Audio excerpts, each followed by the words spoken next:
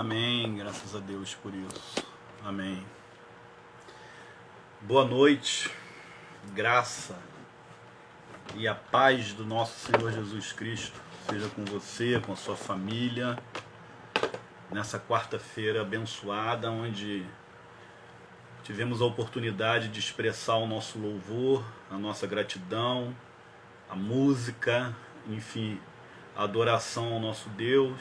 A gente está muito feliz com esse tempo de poder compartilhar com os irmãos da palavra de Deus. Muito bom esse tempo de adoração aí com o Luiz, com a Zildeia. Deus abençoe ricamente essas vidas, que vocês sejam cada dia esse instrumento aí de Deus para nos abençoar. O Luiz não falou ali, mas eu vou falar. Eles têm um ministério de oração e eles têm recebido, eu também. Vocês estão me ouvindo bem? Me dá um... Tá boa aí, ó. O fundo aqui não tá legal, que a coisa aqui tá embalada aqui para ir embora, mas a minha voz está chegando bem aí para vocês. Dá um ok para mim aí, por favor, para eu poder ver que tá boa aí. Tá bom? Tá enxergando bem? Tá legal aí? Dá um toque aí para mim. Enfim, a gente tá recebendo muitos pedidos de oração essa semana, tá? De famílias, famílias inteiras aí precisando de apoio de oração por causa da Covid, tá ok? O momento está delicado, tá? Nós estamos passando... o pessoal está usando um termo que não é verdade, mas usa por não conhecer os fatos, né? A nova onda. Não tem nova onda no Brasil. O número de mortes mais baixo que a gente chegou foi 300 e poucas pessoas desde quando começou em abril. E agora voltou a subir. Então a nova onda, quando termina, fica um período sem morrer ninguém, né? Com uma taxa muito baixa de novos casos, mas tranquilo, aí veio uma nova onda. Aqui no Brasil não teve nada onda. A onda deu uma baixada e a mesma onda levantou. Não é nova onda. Isso aí é papo de político. A gente está vivendo um tempo muito difícil, muitas orações por pessoas com dificuldade. Eu perdi um conhecido agora do passado, né? Colega de trabalho do passado, ali que era da Coqueiro ali. Os irmãos sabem que eu trabalhei ali por 20 anos, então eu fiquei sabendo agora a notícia que ele faleceu. Tem muita gente chegando a oração, pedido de oração pra gente. Irmãos, redobrem o cuidado, tá? Por onde as coisas estão andando, eu não estou dando uma notícia aqui alarmista para você ficar desesperado, é só ter o cuidado, andar de máscara, trocar as máscaras, andar de máscara adequadamente, limpar as mãos constantemente. Por favor, tome muito esses cuidados, porque pode salvar a sua vida ou alguém da sua família ou alguém próximo de você. Isso é muito importante. E continuar orando por essas pessoas, né?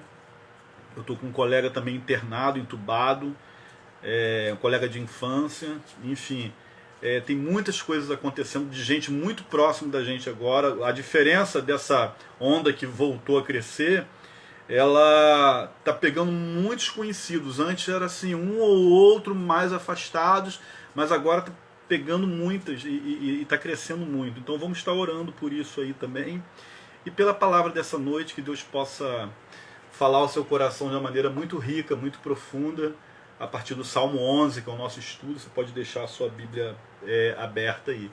Eu agradeço aí alguns visitantes, né? Tem algumas pessoas aí que particularmente eu não estou lembrado, pode ser que já teve comigo em outros momentos.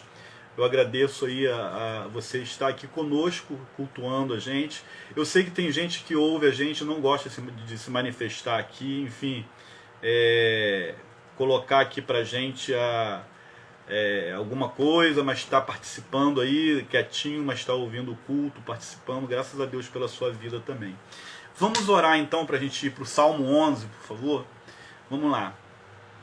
Pai, nós te agradecemos, nós te bendizemos por esse dia, por sua obra em nossa vida, pela forma que o Senhor tem cuidado, ministrado, Pai, protegido, guiado a nossa vida. Nós somos gratos porque o nosso Deus é esse Deus de perto, esse Deus que derrama de si sobre nós. Nós somos gratos a Ti por isso. e a gente coloca tudo nas tuas mãos, Pai. Esse momento que a gente está vivendo no nosso país, esses novos números crescendo, as pessoas pedindo oração, as pessoas preocupadas, pessoas internadas, pessoas entubadas. Ó Pai, essa angústia que está, ó Deus, assolando a nossa alma, o nosso dia a dia, afetando a nossa caminhada. A gente quer colocar isso diante do Senhor, sabendo que o Senhor tem a resposta para todas as coisas, Pai. E ensina o nosso coração a confiar, ensina o nosso coração a descansar em Ti, Pai. A gente depende da graça do Senhor para poder, ó Deus, prosseguir, ó Deus, a nossa jornada de fé. Toma, Pai, a cada família, toma cada casamento, toma cada doente, toma, ó Pai, a cada alegria na sua mão, aquele que está exultante no Senhor. Toma esse momento da expectativa da sua palavra, fale aos nossos corações, venha fortalecer a nossa vida nesse tempo de angústia. Toma conta das nossas autoridades, toma conta desse último passo das eleições agora em nosso município e alguns outros no Brasil. Ó Pai, que o Senhor venha nos ajudar, venha nos dar discernimento, cuida de nós, Deus, derrama da sua presença, do enchimento do Teu Espírito Santo sobre as nossas vidas, para a Tua glória, Deus, e para Teu louvor. Muito obrigado, Pai. Fale conosco agora encarecidamente à luz da Tua palavra. Nós entregamos nas Tuas mãos esse tempo, consagramos esse tempo a Ti, como um tempo precioso, ó Pai, que o Senhor fala aos nossos corações. Dilate, Pai, faça com que Ele receba a Tua palavra para a Tua glória e para o Teu louvor. Nós oramos assim em nome de Jesus Cristo. Amém. Amém, queridos. Eu vou ler na versão NVI hoje o Salmo 11. Salmo número 11. Eu já falei no início do estudo, né? Semana que vem estamos indo para 3 meses estudando o livro de Salmos, né? Os Salmos, né? Então, o Salmo 11, ele é muito interessante, ele trata de coisas profundas para a nossa vida, como todo saltério vai passar por isso. E a gente fala assim, Salmo número 11, a gente não fala Salmo capítulo 11, já tratei isso com você, porque Salmo é saltério, é música, é poesia, não há capítulo, é número, tem versículo ou verso, não tem problema nenhum. Mas o capítulo não, só para lembrar para quem já ouviu, tá bom? Então o Salmo número 11 diz assim para a gente, o título tá para o mestre de música, nós já vimos isso no Salmo 9, discutimos sobre isso, que era um cântico para ser cantado publicamente, né? É um salmo davídico, de Davi, então diz assim o verso 1, no Senhor me refugio, nas outras versões o Senhor é meu refúgio, né? No Senhor me refugio. Como vocês podem dizer-me, fuja como um pássaro para os montes?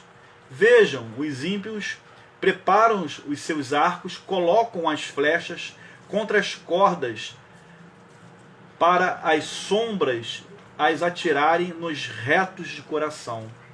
Quando os fundamentos estão destruídos, que pode fazer o justo? O Senhor está no seu santo templo. O Senhor tem o seu trono nos céus e os seus olhos observam. Os seus olhos examinam os filhos dos homens. O Senhor prova o justo, mas o ímpio, a quem ama a injustiça, a sua alma odeia. Sobre os ímpios ele fará chover brasas ardentes e enxofre incandescente. Vento ressecante que é o que terão, pois o Senhor é justo e ama a justiça. Os retos verão a sua face. Uma poesia forte, bonita, direta, né? Salmo 11 expressa essa confiança do salmista no Senhor.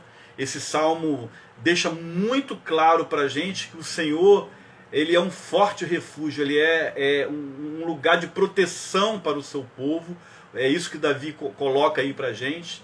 Nele, em Deus, há o poder muito mais que suficiente para guardar todos aqueles que nele, no Senhor, buscam o auxílio para um tempo de dificuldade, de luta, principalmente esse tempo que a gente está vivendo.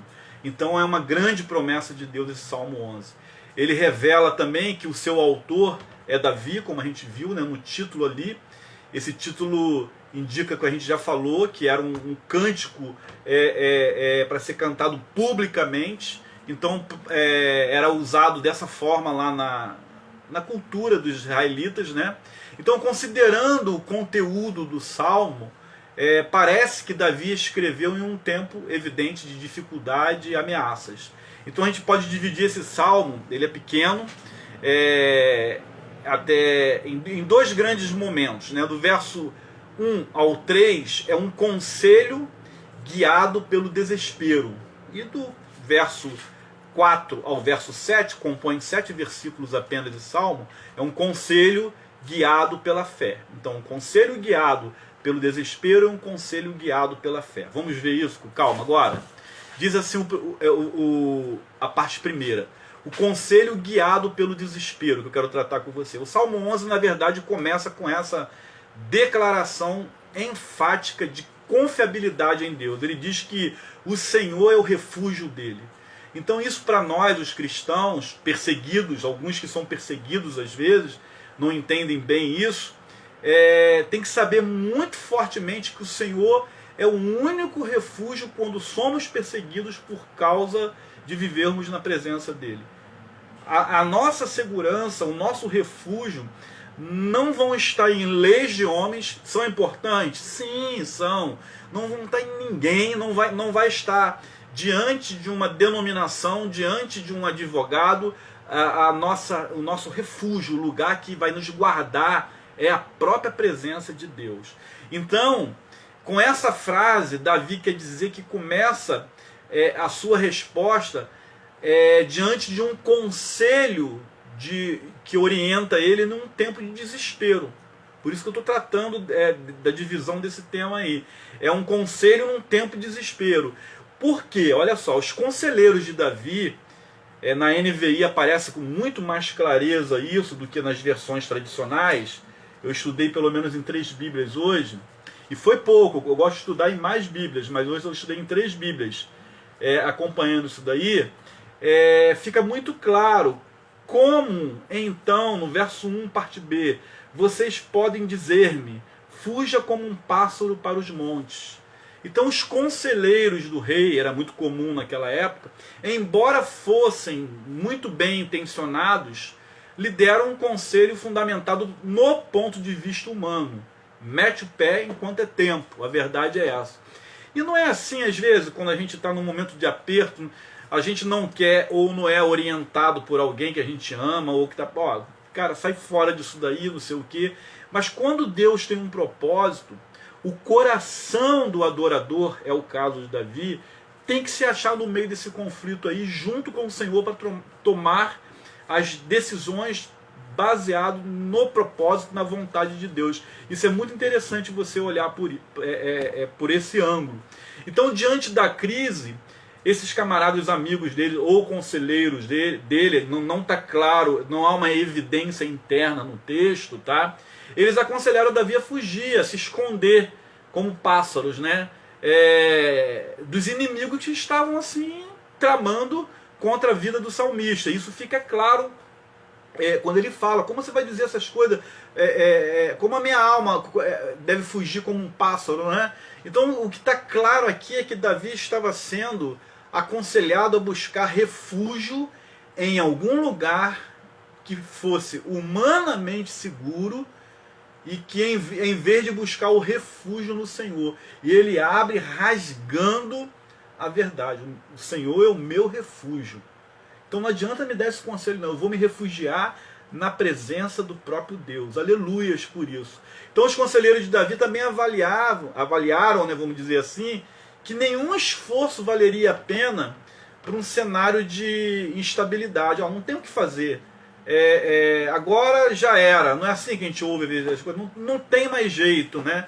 Mas porque a situação parecia ser totalmente arruinada. A verdade é essa. E eles diziam o seguinte: destruídos, né, o verso 3, os fundamentos, o que poderá fazer o justo? O que é destruídos os fundamentos? A gente está lendo algumas coisas assim, você tem que aprender, quando você está lendo a Bíblia, que para quem sabe é só redundância, por favor, acompanhar as referências bíblicas, que são aqueles números pequenininhos que aparecem no versículo, você olha na Bíblia e vai jogar você, para você clarear. Destruídos os fundamentos, né? O que a palavra fala, vai remessar, aquelas letrinhas pequenininhas que a gente passa no que é pesquisar na Bíblia. Vai jogar você para o Salmo 82, versículo 4, versículo 5. Quais os fundamentos que estavam destruídos? 82, Salmo, versículo 4. Socorrei o fraco e o necessitado, tirai-o das mãos dos ímpios. Eles nada sabem nem entendem, vagueiam em trevas, vacilam todos os fundamentos da terra. Então, quando os mestres, a sabedoria, né, estão na ignorância, toda a estrutura social vai pela ruína.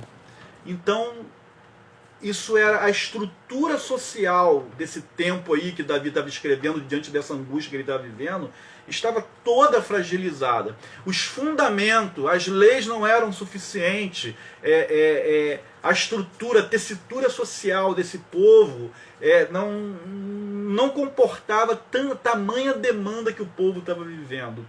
Então, que poderá fazer o justo, né? Então, passa agora, na verdade, por outro raciocínio. Agora, esse foi o conselho registrado a partir do desespero. Agora, o conselho registrado a partir da fé, que vai do versículo 4 até o versículo 7. Então, nessa sequência, Davi ele vai apontar, ele vai vislumbrar a soberania de Deus. Então, ele mostra ter ciência de que o trono de Deus governa o universo e que o trono de Deus não está vazio. O soberano rei, ele exerce controle sobre todos. Então não tem coisa nenhuma que escapa à sua atenção, pois os seus olhos, foi o que ele coloca para a gente, estão atentos e sonda os filhos dos homens, ou sonda a humanidade. O verso 4 trata dessa realidade. Então, citando essas mesmas palavras de Davi, lógico que foi o livro mais à frente, o profeta Abacuque, ele conclui que diante da soberania de Deus, toda a terra deve se calar. Cale-se diante dele toda a terra, não é isso? Abacuque 2:20. Então, a sabedoria de Deus, a palavra de Deus, que é a decisão final. Então o salmista, depois disso daí, né, ele confirma o ensino das escrituras de que o Senhor seja transcendente, acima de nós, ele avalia todos os homens. Então essa forma transcendente do trono no céu, ele governa o universo lá no céu, na eternidade, mas a sua forma imanente, eu quero colocar isso para você hoje, eu abri esse espaço aqui para hoje, aproveitar um pouco dessa teologia, porque é um salmo pequeno. Então o Deus transcendente e o Deus imanente. Eu vou explicar a você o que é isso para você entender, isso é um assunto teológico. Ele prova que que os dois juntos, Deus está acompanhando tanto o ímpio quanto o justo aqui na terra. Então o versículo 5 trata muito disso. E o que é transcendência de Deus, imanência de Deus e transcendência de Deus, né? Quando ele fala que o Senhor está no seu santo templo, o Senhor tem o trono nos céus, versículo 4, os seus olhos observam os homens, examina os filhos dos homens, né? O Senhor prova o justo, né? A imanência e transcendência de Deus diz respeito à relação de Deus com a criação. Vou repetir o nome: imanência e transcendência de Deus. É a relação de Deus com a criação. Não é só com o ser humano, não, com tudo que foi criado. Quando a gente fala que Deus é totalmente superior, acima de tudo que é criado, nós estamos falando que ele é transcendente. Ele é muito além de tudo, do pensamento, do universo, do mundo criado. Nós estamos tratando de um assunto da transcendência de Deus. Ele transcende a tudo isso. Já quando falamos que Deus pode ser encontrado ativamente dentro da criação, por exemplo, no seu coração, no coração de quem crê, nós estamos falando que esse Deus é imanente. Então, o Deus imanente é essa relação que vem na nossa vida, que atinge a gente aqui. O Deus transcendente, que é além do nosso raciocínio, daquilo que a gente pode compreender e do universo como um todo. Então, a questão da imanência e transcendência de Deus é abordado dessa forma. Ele tá nos céus, o trono dele é tremendo, e deve ser abordado de uma maneira correta, para que a gente não venha adotar uma visão distorcida de Deus. Preste atenção, algumas pessoas enfatizam muito a imanência de Deus. O Deus presente, Emanuel, Deus conosco, Deus presente, para mostrar essa proximidade. É bíblico isso. Com a criação, nós somos seres criados de Deus, mas acabam anulando também a transcendência de Deus, que é muito além da nossa compreensão. Além disso, alguns conceitos equivocados dessa imanência resultam num tipo de panteísmo. O que é isso? Tudo é Deus. Não é isso. Não é isso. A cadeira tem Deus. Não é isso, né? A luz elétrica tem Deus, o carro tem... Não. Isso aí é panteísmo, é uma corrente filosófica, não é nada disso. A imanência de Deus é a relação que Deus tem com as coisas criadas, aqui nessa terra. Então, algumas pessoas, para mostrar essa proximidade, só mostram um Deus imanente. Mas já outras pessoas, para enaltecer a soberania de Deus, o poder de Deus como um todo, acabam enfatizando apenas a transcendência, o Deus lá do céu, o Deus lá da eternidade, o Deus das estrelas, do universo, né? Ignorando, vê se você entende agora, a imanência, esse Deus presente, esse Deus conosco. Mas e aí? O resultado disso tudo é que muitas das vezes se mostra um conceito de Deus tão separado e tão longe, e impossível de ser acessado. Então você tem que ter o equilíbrio. Ele é esse Deus da eternidade, ele é esse Deus sobre todas as coisas, mas é um Deus que é rei do universo e mora no coração de pecador como eu e você.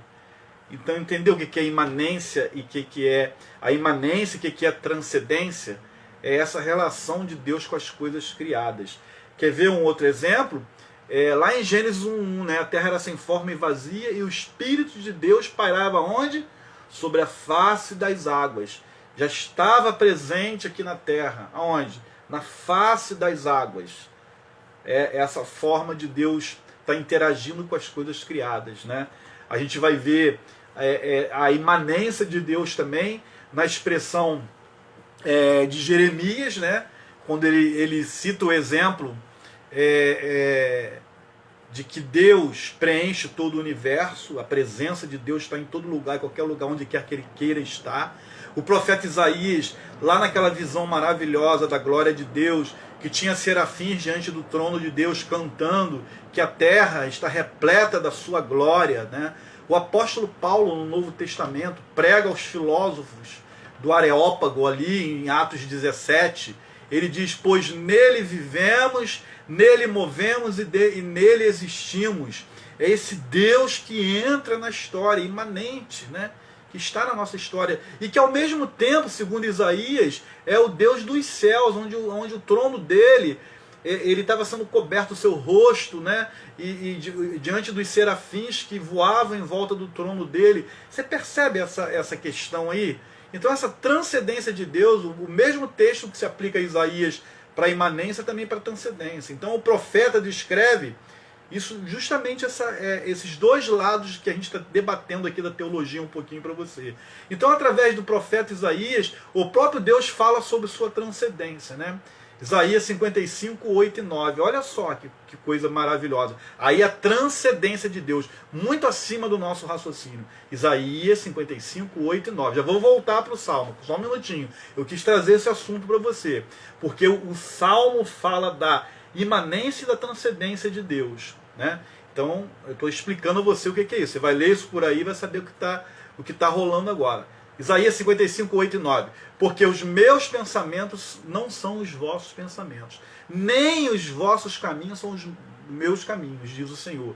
Porque assim como os céus são mais altos que a terra, está lá em cima, assim são os meus caminhos mais altos que os vossos caminhos. E os meus pensamentos mais altos que os vossos pensamentos. Então é um Deus, olha só, como é que você. É um Deus lá, e você está aqui. Mas ele vem, mora em você e faz isso tudo, né? Isso aí é legal a gente olhar, porque para a gente aprender um pouco de teologia também quando a gente está vendo a Bíblia. Então o Salmo 11, indo para a sua parte final, ele traz essa reflexão acerca do juízo de Deus. O Senhor fará chover sobre os perversos brasas de fogo e enxofre. É a mesma experiência lá de Gênesis 19, 24, de Sodoma e Gomorra. Essa expressão é usada lá quando Deus destruiu. Mas o que é isso? Essas palavras foram nítidas de uma descrição de juízo, onde o mal foi destruído lá na questão dando um exemplo de Sodoma e Gomorra. Inclusive, essas palavras relembram para a gente o juízo de Sodoma e Gomorra, mas relembra para a gente o juízo final também, que Pedro deixa isso muito claro para a gente, que essa terra será destruída por fogo, não é mais por água, vai ser por fogo. O planeta Terra, segundo a palavra de Deus, essa planeta Terra vai ser destruído. Então, ainda no mesmo verso 6, o salmista fala: e o vento abrasador será a parte do seu cálice. Então a Bíblia usa essa figura do cálice para falar de bênção divina, mas para falar também de ira divina. Então, você olha aqui que essa parte final é uma parte que vai muito direcionada, esse ponto que a gente está tratando aqui, do versículo 6, ligado aos ímpios, às pessoas perversas, às pessoas que não querem saber do reino de Deus, da obra de Deus e do convite de Deus à conversão.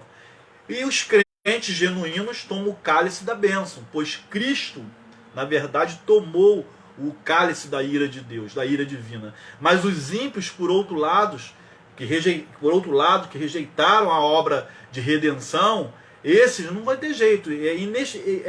De uma maneira inequívoca, vamos dizer assim, eles vão tomar o cálice da ira de Deus. Então, por fim, o salmista vai concluir louvando a Deus por sua justiça. Os retos contemplarão a sua face. Daquele que absolutamente é justo. O justo vai contemplar a face de Deus. O versículo 7 fala disso. Obviamente, é uma declaração escatológica, que alcançará o seu cumprimento, na verdade, aí, na consumação dos séculos. O que Apocalipse fala para a gente? Que nós estaremos com Deus face a face. Não haverá mais sol, porque o Senhor será a luz de todos. Não haverá dia e noite. Né? Então, nós veremos a Deus face a face. Esse salmo tem esse finalzinho dele bem escatológico. Apesar de agora Deus fazer conhecida a sua presença no nosso meio, a gente falou sobre a transcendência, a imanência, Deus conosco, essa coisa toda.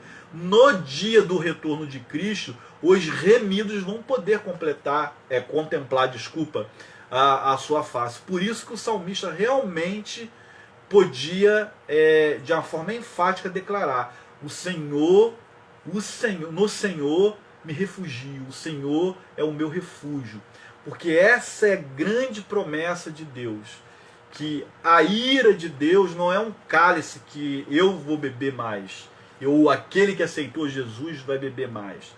Porque a ira de Deus, que é a justiça divina, foi satisfeita pelo sacrifício de Jesus Cristo.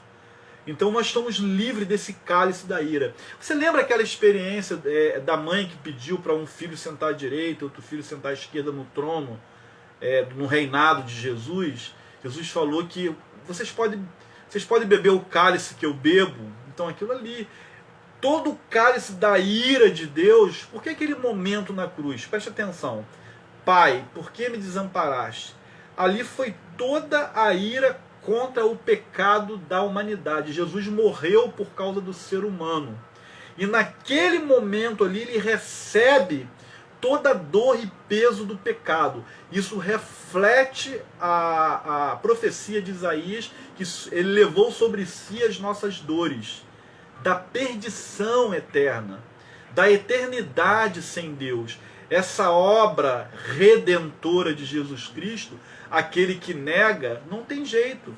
Vai tomar o cálice da própria ira, da ira que é contra o pecado. E o pecador que ama o pecado vai morrer no pecado. Então esse salmo ele é muito claro, ele é muito profundo, ele é muito oportuno para declarar que Deus é o refúgio dele e que ele tem que ficar atento aos conselhos que estão chegando. Uns conselhos que chegam, preste atenção na divisão que eu fiz no início, a partir do olhar do desespero, do olhar humano. Mas também tem conselhos que chegam para a gente guiados, né, pela fé. Foi a segunda parte que a gente viu. E a gente vai ver que tem as promessas, tudo tem seu ônus e bônus. Na primeira parte foi um olhar natural para a coisa, do assustado, do desencontrado, né? E ele olha e vê isso daí, que ele está recebendo conselho, que as coisas não estão bem, que o perverso tá cercando a vida dele, mas quando ele começa a olhar para o conselho que vem da fé, e pela fé a gente começa a se apropriar das promessas que Deus tem para a gente, o quadro emocional, espiritual do adorador, ele é completamente mudado. É um salmo pequeno, mas é um salmo profundo. Esse salmo é um recado muito forte para os perseguidos. A grande maioria do salmo vai girar em torno disso daí, né? Para os rejeitados, para as minorias, de novo quero bater nessa tecla, né? Para as minorias você já sabe o que é, são os grupos menos favorecidos da nossa sociedade, ou os grupos que não têm a acessibilidade que outros grupos de demandas sociais têm. A gente viu aqui a questão do verso 5, que fala justamente para a gente do que foi destruído, né? O verso 5 diz para a gente claramente aqui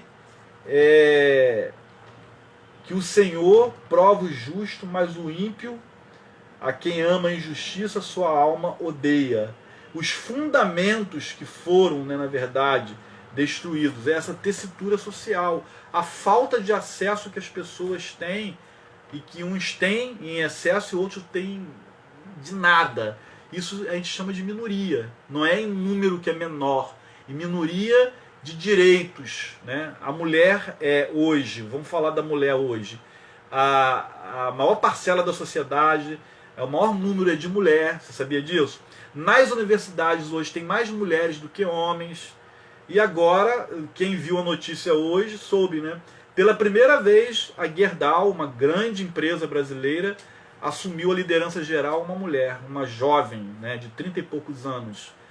É a minoria. O que é a minoria? A mulher é a maioria, mas é acesso a uma diretoria de uma grande empresa, né? As crianças, né?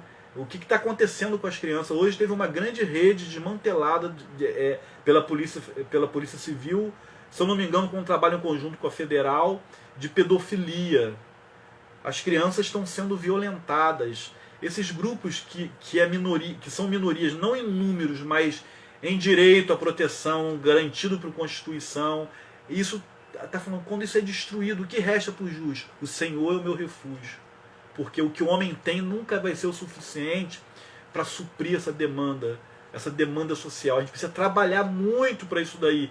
Mas, acima de tudo, precisamos buscar no Senhor a solução para a nossa nação. A Bíblia é clara, gente. Feliz a nação cujo Deus é o Senhor. Necessitamos de conversão.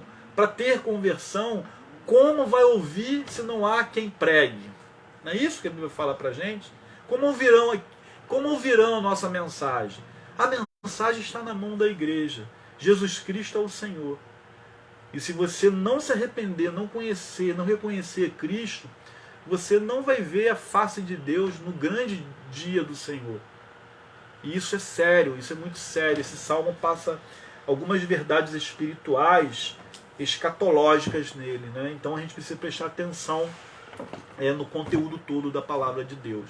Eu termino aqui essa palavra, espero que essa palavra tenha encontrado raízes no teu coração muito profunda, que você possa prosseguir o estudo aí do Salmo 3, ampliar a sua visão, tá bom? Eu vou orar, concluindo, para que você tenha uma noite segura na presença do Senhor, e vou orar pela Josiane, que foi internada agora à noite, ainda agorinha, recebi a ligação da Eli, tá bom? Orar por ela, para os cuidados do Senhor sobre a vida dela. A gente espera sempre um milagre de Deus, mas o maior milagre na vida da Josiane já aconteceu, tá bom? Ela se reconciliou com Jesus Cristo. E os demais que a gente quer também, acredita também, a gente vai estar colocando diante de Deus também, tá? Eu convido a você a essa oração, que você reflita sobre o Salmo 11.